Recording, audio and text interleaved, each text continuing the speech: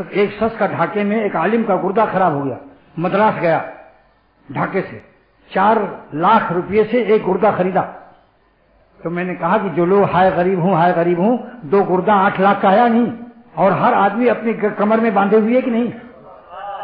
بولو بھائی، تو اپنی اپنی کمر سے 8 لاکھ کے 2 گردے باندھے ہوئے لوگوں کیوں اپنے کو شکایت کرتے ہو کہ ہم بڑے غریب ہیں؟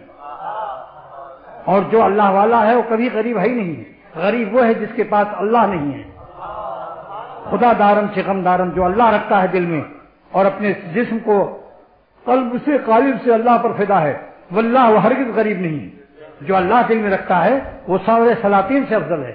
سلاطین کے تخت و تاج کیا بیچتے ہیں اللہ والوں کے سامنے، سورج و چاند کی روشنی کیا بیچتی ہے اللہ والوں کے نور کے سامنے، اور سموسا پاپڑ بریانی کیا قیمت رکھتی ہے اللہ کے نام کی لذت کے مقابلے میں۔ ان کی چٹائی اور بوریے سے فرش کے سلطنت ہے۔